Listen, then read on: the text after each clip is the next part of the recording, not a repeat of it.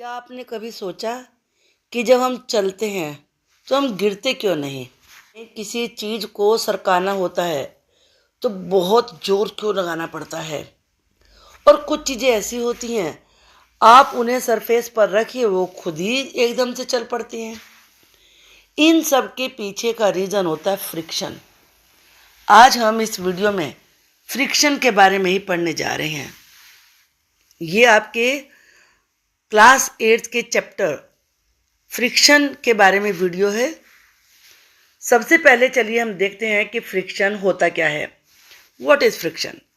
Friction is a force that comes into play when to surfaces come in contact with each other. Friction एक ऐसी force होती है जब दो चीज़ें एक दूसरे के ऊपर एक सरफेस पे आती हैं तो तब फ्रिक्शन की फोर्स उत्पन्न होती है।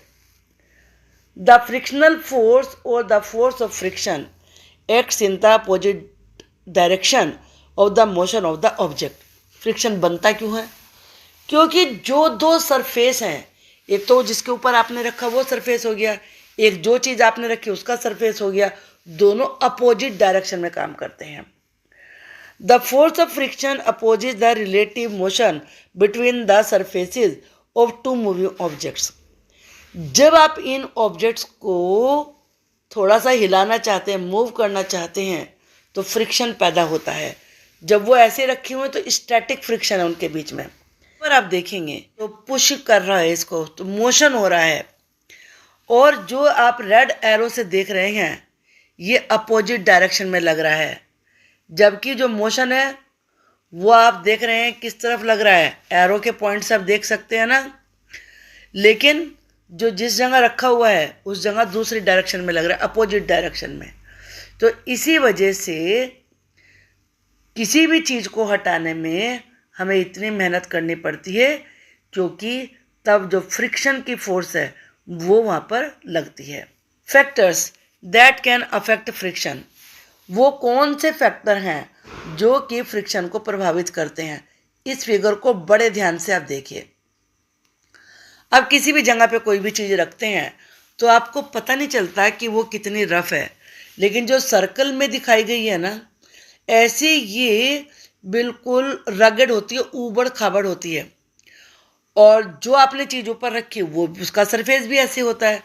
तो ये दोनों जो इनके इरेगुलरिटीज़ हैं ये एक दूसरे में आके इंटरलॉक हो जाती हैं, यानी कि फंस जाती हैं, जिसकी वजह से फ्रिक्शन आपको जब आप मूव करना चाहते हैं तो इतनी मेहनत करनी पड़ती है, क्योंकि तब वहाँ पर फ्रिक्शन की फोर्स एक्टिव हो जाती है। The irregularities of a surface, friction की वजह क्या है? इरेगुलरिटी, जैसा कि अभी आपको पिक्चर में दिखाया। If we move an object with has an irregular और रफ सरफेस, कोई भी चीज़ जिस पे हम इसे हिलाना चाहते हैं किसी चीज़ को, उसकी सरफेस इरेगुलर है, खुरदरी है। On another surface which is also irregular, और वो चीज़ जिस पे आपने रखा है वो भी इरेगुलर है, उसमें भी उबड़ खाबड़पन है, रफनेस है। The force of friction will be high in this case, तो फ्रिक्शन बहुत ज़्यादा लगेगा। And the moment of the object would be restricted, और उस चीज़ को हिलाना बहुत मुश्किल हो जाएगा। कभी आप उबड़ खाबड़ सड़क पे चले हो जिसमें बहुत सारे ईंट पत्थर पड़े हुए हों, क्यों मुश्किल होता है? इसीलिए मुश्किल होता है क्योंकि जो सरफेस है वो बहुत ज़्यादा इरेगुलर है, रफ है, तो इसीलिए इतनी फोर्स लगानी पड़ती है। लेकिन अगर रोड बड़ी अच्छी है, ज़्यादा उसका सरफेस इस तरीके का नहीं है रफ, तो आप बड़े आराम से चल लेते हैं, पैदल भी वॉक भी कर लेते हैं, साइकिल भी चला लेते हैं। अब सेकंड रीजन देखिए, the regularity of A surface और इट्स स्मूथनेस। किसी भी सरफेस की रेगुलरिटी या उसमें चिकनापन होना, स्मूथनेस होना। If the surfaces of either the object और are smooth, the surface of friction would be less. अगर वो चीज़ जिसे आप मूव करना चाहते हैं उसका सरफेस स्मूथ है और जिस चीज़ के ऊपर चला रहे हैं वो भी स्मूथ है, तो उसमें फ्रिक्शन कम पैदा होगा। And the object would move easily over the surface, और वो चीज़ बड़े आराम से चल लेगी। Even smooth surfaces have a certain irregularity. लेकिन ये बात सही है कि चाहे कोई कितना भी स्मूथ हो, थोड़ी तो इरेगुलरिटी होती ही होती है, यानी कि रफनेस होती ही होती है। If the two surfaces are pressed hard, तीसरी वजह क्या है, अगर दोनों सरफेसेस को बहुत ज़्यादा प्रेस किया जाए, मान ले बॉल आपने चलाई, वो तो लुढ़क गई, एकदम से चली जाएगी, लेकिन अब आप उस पर अपना हैंड रख दीजिए, दबा दीजिए, उसको प्रेस करिए, अब नहीं चल पाएगी। यहाँ पर यही एग्जाम्पल है। The force of friction increases between two surfaces if they are pressed hard, अगर दोनों सरफेसेस को ज़्यादा कस के दबाया जाए, प्रेस किया जाए, and hence the movement of the object become restricted, तो उस चीज़ का जो मूवमेंट है वो कम हो जाता है। However if there is no pressure, अगर कोई प्रेशर नहीं है, the object can easily move, तो वो चीज़ आराम से चल सकती है। मान लीजिए आपने कोई बॉक्स रखा, जैसे यहाँ पे रखा हुआ, देखिए ये इसके बोर्ड के ऊपर ये बॉक्स रखा हुआ है, अब इसे पुश कर रहा है तो लो फ्रैक्शन होगा इधर से, क्योंकि ये स्लिपरी है, ये स्मूथ सरफेस है, हार्ड नहीं है, तो जरा से पुश से ही चीज़ आगे चली जाएगी। और अब ये देखिए, ये रफ सरफेस है, आप देख रहे हैं ना, तो हाई ज़्यादा फ्रैक्शन होगा, आप देख रहे हैं ना, ये ऑरेंज कलर के एरो से ज़्यादा फ्रैक्शन होगा, और बिग पुश यानी कि ज़्यादा पुश करना पड़ेगा। चलिए अब आगे देखते हैं हम और चीज़ें इसकी। जो फ्रैक्शन होता है वो कितने प्रकार का होता है। नंबर 1 होता है स्टैटिक फ्रिक्शन। स्टैटिक फ्रिक्शन तुम सीधे ये समझ लो, स्टैटिक का मतलब होता है स्थिर, मतलब कोई चीज़ आप चला नहीं रहे, वो स्टैटिक कंडीशन कहलाती है। The frictional force that comes into play until an object starts moving is called static friction. जब तक कोई चीज़ बिल्कुल मतलब रखी हुई है, आपने उसे हिलाया नहीं है, तो उसकी वो पोजीशन स्टैटिक फ्रिक्शन कहलाती है। An object has to overcome the static friction force in order to start its moment. उसे चलाने के लिए आपको जो उसकी स्टैटिक फ्रिक्शन है, फोर्स, उसे ओवरकम करना होता है, तभी वो चीज़ आगे चलती है। सिंपल समझ में आ गया ना, कोई चीज़ रखी हुई है किसी के ऊपर, वो स्टैटिक फ्रिक्शन फोर्स में है, आपको उसे हिलाना है, तो इस फोर्स को ओवरकम करना पड़ेगा। अब है स्लाइडिंग। स्लाइड तो आप करते हैं, बच्चे खेलते हैं बचपन में, तो स्लाइडिंग फ्रिक्शन समझो उसी तरह का होता है। Sliding friction comes into play whenever an object moves along the surface of another object. जैसे आप स्लाइड करते हैं ना स्लाइड पे, तो स्लाइड का सरफेस है और आपका सरफेस है, तो चल रहे हैं ना उसके ऊपर, तो ऐसे ही जब कोई ऑब्जेक्ट दूसरे ऑब्जेक्ट के सरफेस पर चलता है तो वो स्लाइडिंग फ्रिक्शन कहलाता है। Such a moment is called slide, इसे स्लाइड कहते हैं। क्यों? Sliding friction is the force that opposite the moment और स्लाइड ऑफ एन ऑब्जेक्ट। जब अगर आप स्लाइड पे फिसले हो, अब आप स्लाइड पे फिसल रहे हो, स्लाइड कर रहे हो, बीच में रुकना चाहो नहीं रुक सकते, बहुत फोर्स लगानी पड़ेगी। तो जो ऑब्जेक्ट का स्लाइड होता है, मूवमेंट होता है, वो उसको अपोज करता है। अब रोलिंग फ्रिक्शन। रोलिंग का मतलब लुढ़कना। When an object is rolling on a surface, जैसे बॉल रोल करती है, the force of friction which acts upon it is called rolling friction. तो जिस फोर्स से वो रोल कर रही है बॉल, वो रोलिंग फ्रिक्शन है। अब है फ्लूइड फ्रिक्शन, इसको ध्यान से देखिए। यहाँ पे फ्लूइड से मतलब लिक्विड से नहीं होता। When an object moves in fluid, the fluid exerts a fluid friction upon the object. तो जो फ्लूइड है वो भी फोर्स लगाता है, इसे फ्लूइड फ्रिक्शन कहते हैं। लेकिन फ्लूइड किसे कहा गया है, ये इंपॉर्टेंट चीज़ है। It is also called air friction. हवा को भी, एयर को भी फ्लूइड कहा है, ये ध्यान रखिए। When the medium of travel is air, aeroplane move करता है ना, तो एयर फ्लूइड है उसके लिए। And viscous friction when the medium of travel is water, जब वाटर में मूव करती है तो वो विस्कोस फ्रिक्शन कहलाता है। यहाँ हम इस पिक्चर से समझते हैं। देखिए सब फ्रिक्शन का यहाँ पर एग्जाम्पल दिया है। सबसे पहले देखिए स्टैटिक फ्रिक्शन। स्टैटिक फ्रिक्शन में आप रेड एरो देख रहे हैं ना, ये बॉक्स से बाहर है, इसका मतलब कोई मोशन नहीं है, कोई फोर्स अभी नहीं लगाई गई है, चीज़ जैसी थी वैसी रखी हुई है, बॉक्स जैसा था वैसा रखा हुआ है, तो ये स्टैटिक फ्रिक्शन है। लेकिन स्लाइडिंग फ्रिक्शन में आप देख रहे हैं जो एरो है ब्लैक कलर का वो अंदर, इसका मतलब कि फोर्स लगी है और ये स्लाइड किया है। अब जो ब्लू एरो है वो अपोजिट डायरेक्शन से फोर्स लग रही है, तो ये स्लाइडिंग फ्रिक्शन कहलाएगा। अब हम यहाँ पर देखते हैं रोलिंग फ्रिक्शन। रोलिंग फ्रिक्शन हमेशा ही जिनका सरफेस राउंड होता है उन्हीं पे लगता है, जो गोल चीज़ें होती हैं, जैसे कि आप यहाँ पर देख भी सकते हैं। तो ये फोर्स लगी और ये लुढ़कना शुरू हो जाएगा, ये रोलिंग फ्रिक्शन है। इसके बाद अब एयर को भी अभी बताया था ना फ्लूइड का है इसमें, तो जब एयर में मोशन हो रहा है, जैसे एरोप्लेन चलते हैं, हेलीकॉप्टर चलते हैं, बर्ड्स फ्लाई करते हैं, तो एयर फ्रिक्शन लगाती है, तो ये एयर फ्रिक्शन कहलाता है। एयर अपनी जोर लगाती है रोकने के लिए। काइट उड़ाइए कभी तो आप देखते हैं कितना जोर लगाना पड़ता है, तो वो एयर का फ्रिक्शन होता है। अब है motion through water. Motion through water, जब वाटर में कोई चीज़ चलती है तो तब भी फोर्स लगती है वाटर उसके द्वारा, तो उसे कहते हैं विस्कोस फ्रिक्शन। क्या कहते हैं? Viscous friction. आई थिंक कि पिक्चर की हेल्प से आपको ये चीज़ें समझ में आ गई होंगी। चलिए, ये अभी आप येलो बॉक्स में जो लिखा हुआ है इधर से पीछे से पढ़ना शुरू कीजिए। स्टैटिक फ्रिक्शन है। स्टैटिक फ्रिक्शन में यानी कि चीज़ बिल्कुल जैसी थी वैसी रखी है, इस पर आपने फोर्स लगाई तो स्लाइडिंग फ्रिक्शन होगा। स्लाइडिंग फ्रिक्शन के बाद अगर उसका सरफेस गोल है तो वो रोलिंग फ्रिक्शन में जाएगा। चलिए, फ्रिक्शन बड़े काम की चीज़ है। कहाँ कहाँ काम आती है चलिए देखते हैं। Frictional force is necessary for various purposes in our daily lives, such है जैसे it allows us to walk on the surface और सरफेस। अगर मान लीजिए फ्रिक्शन ना होता, हम तो जहाँ खड़े होते पता नहीं सरक के कहाँ चले जाते।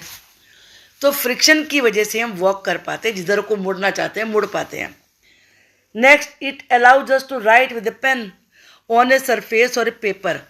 फ्रिक्शन की वजह से ही हम राइट कर पाते हैं, अपने पेन से एक इम्प्रेशन बना पाते हैं, पेंसिल से इम्प्रेशन बना पाते हैं, केवल फोर्स की फ्रिक्शन की वजह से।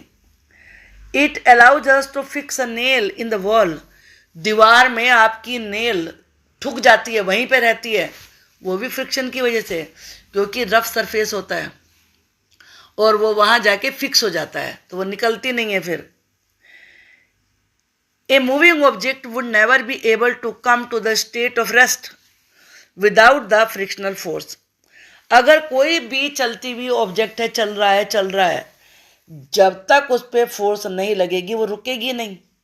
बॉल आपने चलाई, चलती जा रही है, लेकिन धीरे धीरे क्या होता है कि जो अपोजिट डायरेक्शन की फोर्स है वो धीरे धीरे कम होने लगती है, बिल्कुल ही फिर कम हो जाती है, तो बॉल ही चलना बंद हो जाती है। तो वो रेस्ट की पोजीशन में केवल फ्रिक्शनल फोर्स की वजह से आती है। It would not be possible to drive any automobiles on the road without the friction force. अगर फ्रिक्शन फोर्स ना हो तो आप ऑटोमोबाइल भी नहीं चला सकते रोड के ऊपर। It would not be possible to construct any buildings without the frictional force. Frictional force ना हो बिल्डिंग भी नहीं बना सकते। आप ईंट रखेंगे वो सड़क के कहीं की कहीं चली जाएगी, तो वो इसीलिए एक जगह टिकती है फ्रिक्शन की फोर्स की वजह से, क्योंकि दोनों के सरफेस में इरेगुलरिटी होती हैं जो इंटरलॉक हो जाती हैं। चलिए, और क्या क्या काम हो सकते हैं पिक्चर देख के आप देखिए। यहाँ पर स्ट्राइकिंग ए मैच स्टिक, माचिस जलाते हैं ना, फ्रिक्शन की वजह से जल पाती है वो। फिर ये spiked shoes of cricket players, जो क्रिकेट प्लेयर्स होते हैं उनके जो नीचे के तरफ का सोल होता है वहाँ स्पाइक्स होते हैं बाहर को निकले हुए, जिससे कि उनकी पकड़ बनती है। यहाँ देखिए, राइटिंग ऑन पेपर, पेपर पे आप राइट कर पाते हैं फ्रिक्शन की वजह से। We are able to drive automobiles, automobiles को भी आप केवल जो रोड के सरफेस में और व्हील के सरफेस में फ्रिक्शन की फोर्स लगती है उससे चला पाते हैं। ये तो थे एडवांटेज। अब सब चीज़ें कोई फ़ायदे की नहीं होती हैं, कुछ नुकसान भी होते हैं उनके, डिसएडवांटेज भी होते हैं। तो डिसएडवांटेज का मतलब है नुकसान, हानियाँ। Of frictional force, frictional force results in wear and tear of objects. Wear and tear, टूट फूट, फ्रिक्शन की वजह से ही टूट फूट होती है। आपके साइकिल के टायर क्यों घिस जाते हैं? फ्रिक्शन की वजह से घिस जाते हैं। आपके शूज क्यों टूट जाते हैं? फ्रिक्शन की वजह से टूट जाते हैं। Such as the moving parts of a machine, machine के parts, tyres of a vehicle, sole of the shoes, सब फ्रिक्शन की वजह से घिसते हैं। It also results in the production of heat, जब फ्रिक्शन होता है तो हीट प्रोड्यूस होती है। In case of machines the production of heat lead to wastage of energy, जब मशीन चलती है तो गर्म हो जाती है और उसमें हीट प्रोड्यूस होती है तो एनर्जी का वेस्टेज होता है। The frictional force also lead to a decrease in the speed of a moving object और सम टाइम स्टॉप्स इट।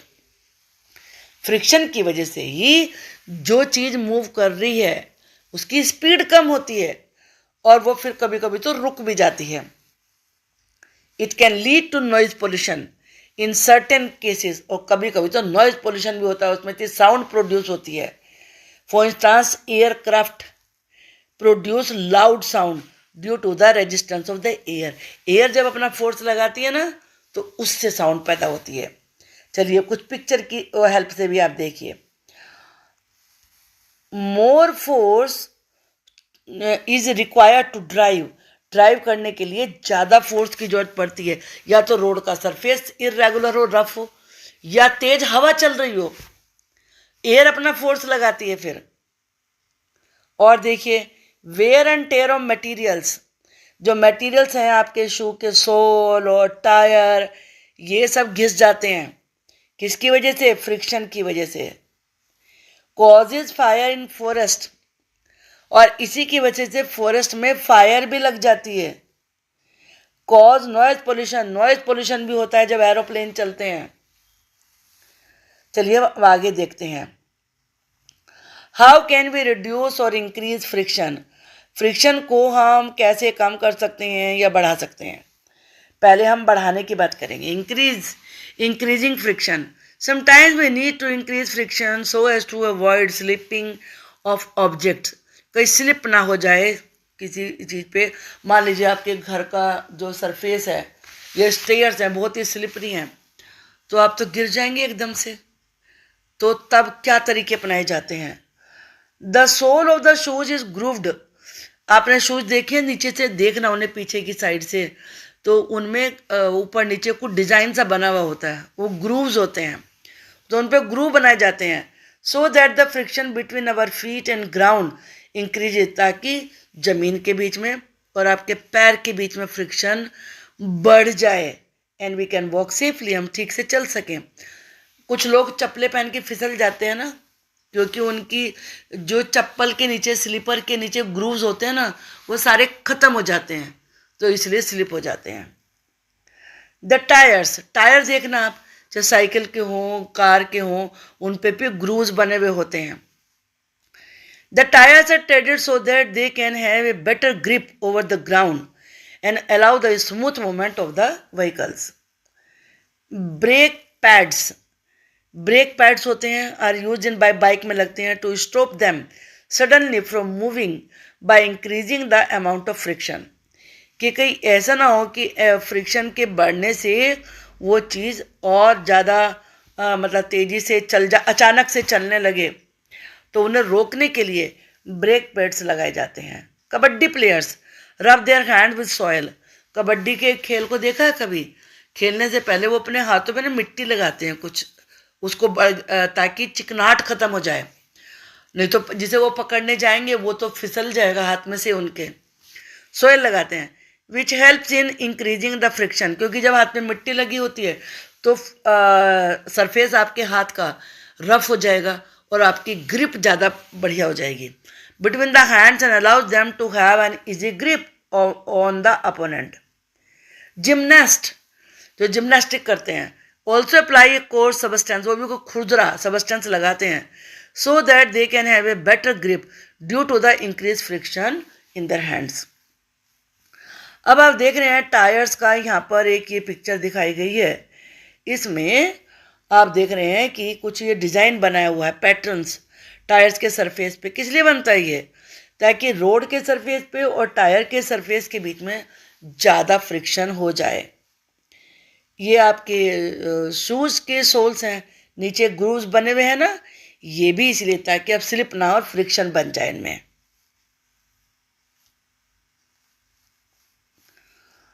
अब फ्रिक्शन को कम करने के लिए क्या करते हैं?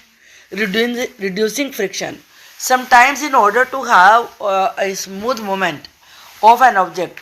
भाई मशीनें चलती हैं, आपकी साइकिल का पहिया ठीक से चल रहा है, तो वहाँ पे फ्रिक्शन को कम करने की जरूरत पड़ती है। तो उस समय क्या करते हैं? We need to reduce friction. For example, पहले तो है कैरम बोर्ड का। The powder is sprinkled over the carrom board to decrease the friction between the board surface and the striker. Sticker होता है ना, और बोर्ड का सरफेस होता है, वहाँ पाउडर डालते हैं ताकि वो स्मूथ हो जाए, फ्रिक्शन कम हो जाए। In this way the surface of the carrom board becomes smooth. अब एक ग्रीस का मतलब ही चिकनाट होता है। इज यूज इन बाइसिकल में लगाते हैं, मोटर्स में लगाते हैं, different parts of a machine में लगाते हैं। क्यों? टू रिड्यूस फ्रिक्शन कम करने के लिए, एंड इंक्रीज देयर एफिशिएंसी, उनकी एफिशिएंसी बढ़ाने के लिए। Oil is applied on the hinges of the door का हिंज होता है ना, उसमें भी ऑयल लगाते हैं, so that they can move easily. नहीं तो उनमें से चू चू की आवाज़ आती है, ताकि वो ठीक से मूव कर सकें। देखिए यहाँ पर ये एग्जांपल है, पिक्चर की तरफ से भी आप इसे ध्यान से देखेंगे तो आपको याद रखने में हेल्प होगी। देखिए ये चेन है ना बाइसिकल की, तो इसमें ये ग्रीस लगा रहे हैं। ये डोर के हिंजेस में ऑयल लगाते हैं तो ताकि इसमें फ्रिक्शन कम हो। Applying substances like oil, grease or powder allows in a smooth movement as they block the irregularities of a surface. Irregularity के बारे में आपको बताया था, उबड़ खाबड़ रफ सरफेस होता है, वो इरेगुलरिटी कहलाता है, तो वो कम हो जाता है। The substances that can reduce the amount of friction, वो चीज़ें जो कि फ्रिक्शन को कम करती हैं बिटवीन टू डिफरेंट ऑब्जेक्ट्स, उन्हें कहते हैं लुब्रिकेंट्स। क्या कहते हैं? Lubricants. However, we can never reduce friction to a level of zero. लेकिन जीरो लेवल तक फ्रिक्शन कभी नहीं कम कर सकते हैं। कम तो कर सकते हैं, लेकिन कुछ ना कुछ तो रहेगा ही। There are always some irregularities present on the surface. कुछ ना कुछ irregularity तो रहती ही रहती हैं। चलिए इस पिक्चर में आप देखिए,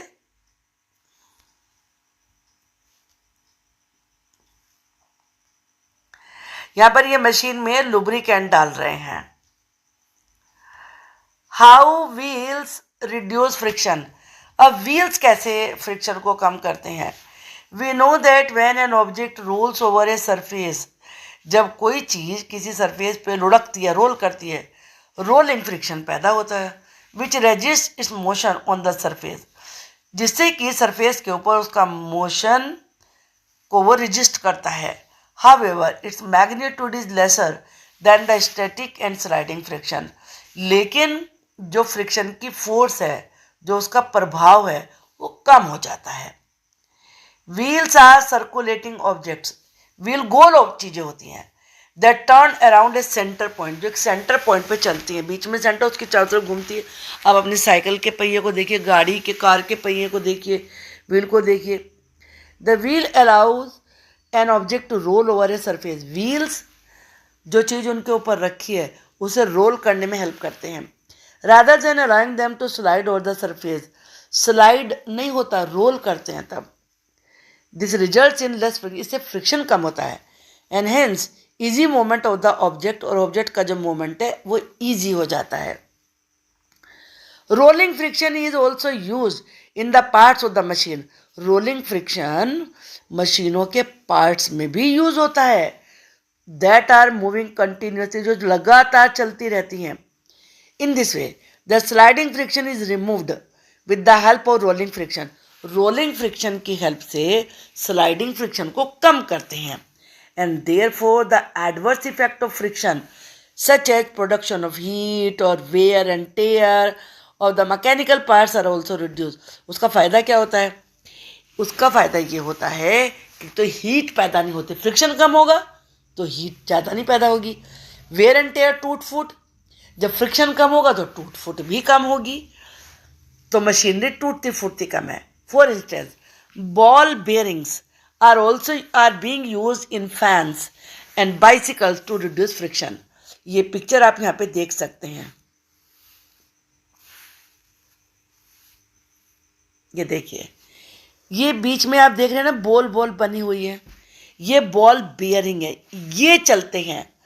और टर्निंग सिलेंडर से ये जो ग्रीन कलर से दिखा रखे हैं ना, ये दो हैं, अंदर एक बाहर है, ग्रीन से एरो बना के दिखाया गया. चलते ये हैं. आपको जो साइकिल चलती है तो ये बाहर वाला चलता हुआ दिखता है, एक उसके अंदर चलता है ये. तो बीच में क्या होती है? बॉल होती हैं, ये घूमती हैं, इससे फ्रिक्शन कम होता है. अब चलिए, अब हम पढ़ते हैं फ्लूइड फ्रिक्शन के बारे में. ये फ्लूइड फ्रिक्शन है क्योंकि ये वाटर में चल रहे हैं. अब कैसे ये होता है, कैसे इनकी शेप होती है ऑर्गेनाइज, चलिए देखते हैं. एयर, वाटर और चाहे कोई दूसरा फ्लूइड हो, कलेक्टिवली आर कॉल्ड फ्लूइड्स, उन्हें फ्लूइड्स कहते हैं. They also exert A frictional force on the object. ये भी ऑब्जेक्ट पे फोर्स लगाते हैं. कभी आपने कोई फ्लूइड में कोई चीज़ अंदर की है, जोर लगाना पड़ता है ना, किस वजह से? क्योंकि वो फ्लूइड, वो पानी भी फोर्स लगाता है अपनी. Such a friction is called fluid. ऐसे फ्रिक्शन को फ्लूइड फ्रिक्शन कहते हैं, और ड्रैग भी कहते हैं इसको. The amount of frictional force by a fluid on an object depends upon the following.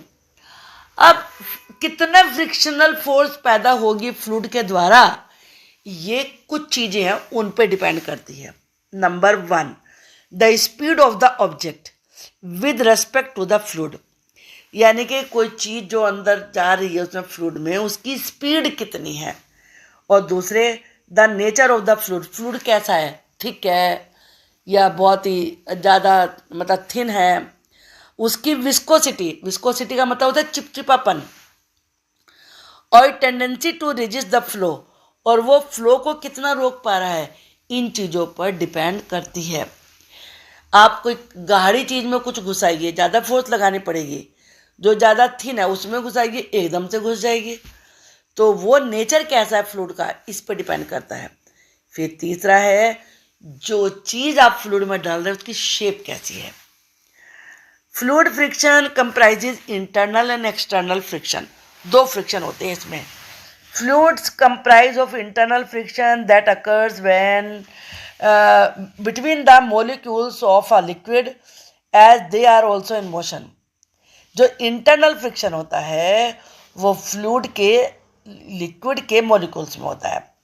The viscosity of a liquid therefore depends upon the internal friction. अभी बताया ना, कुछ चीज़ें ज़्यादा थिक होती हैं, उनके मॉलिक्यूल्स स्टिकी होते हैं, ज़्यादा पास पास होते हैं, तो वो थिक हो जाती हैं. तो उस पर डिपेंड करता है, उसे विस्कोसिटी कहते हैं. जो एक्सटर्नल फ्रिक्शन है, is the force exerted by the fluid on the object. ये वो फोर्स है जिसे कि फ्लूइड के द्वारा उस चीज पे लगाया जाता है जो उसके अंदर जा रही है, that flows through it. As an object travels in a fluid it loses its energy. जब कोई ऑब्जेक्ट फ्लूइड में जाता है तो उसकी एनर्जी कम हो जाती है. Hence things that can easily flow in fluids have spherical shape. इसीलिए जो चीज़ें फ्लूइड में फ्लो करती हैं उनकी कुछ special. As an object travels in a fluid, जब कोई ऑब्जेक्ट किसी फ्लूइड में ट्रेवल करता है, इट लूजेज इट्स एनर्जी, तो उसकी एनर्जी कम होती है. In order to overcome the fluid friction, fluid friction को कम करने के लिए. Hence things that can easily flow in fluid have special shapes. इसीलिए जो चीज़ें फ्लूइड में चलती हैं उनकी शेप भी स्पेशल होती है. बड़ी इंटरेस्टिंग बात है, ध्यान से देखिए. For instance, ships and boats have a particular shape. आपने शिप की शेप देखिए, आगे से पॉइंटेड होती है। बोट देखिए, वो भी पॉइंटेड होती है। क्यों होती है भाई? क्योंकि that allows them to resist fluid friction, क्योंकि इससे जितना स्पेस कम होगा उतना ही फ्लूइड कम फोर्स लगाएगा। अब बर्ड्स को देखिए, birds and aeroplanes have a specific shape that allows them to fly in the air. आप एरोप्लेन को देखो या हेलीकॉप्टर को देखो, और या फिर आप जो रॉकेट जाता है उसकी शेप देख लो, बर्ड्स की शेप देख लो, सबकी आगे से स्पेशल शेप होती है। अब फिश की शेप देखिए आप, fishes also have a specific shape such as a tail and fin that allow them to swim continuously in water and even prevent the loss of energy due to fluid friction. वो आराम से move करती है अपनी shape की वजह से, अपने टेल की वजह से, और एनर्जी का लॉस भी उनका कम होता है। Not only this, all the vehicles are designed in a way that they can resist the fluid friction because air is present everywhere. Air भी तो फ्लूइड है ना, तो इसीलिए सब चीज़ें स्पेशल इस तरीके से बनाई जाती हैं ताकि एयर का प्रेशर उनके ऊपर कम लगे, यानी कि फ्लूइड फ्रैक्शन कम हो। होप कि आपको सब पॉइंट इसमें अच्छे से क्लियर हो गए होंगे। पिक्चर की हेल्प से आपने पढ़ा है, और अभी मैं इसके एक्स्ट्रा क्वेश्चंस और एनसीईआरटी क्वेश्चंस की वीडियो बनाऊंगी, तो वीडियो को आप लाइक करिए, शेयर करिए। कुछ चीज़ क्लियर नहीं हुई है तो आप कमेंट बॉक्स में लिख के मुझसे पूछ लीजिए। Thank you for watching the video.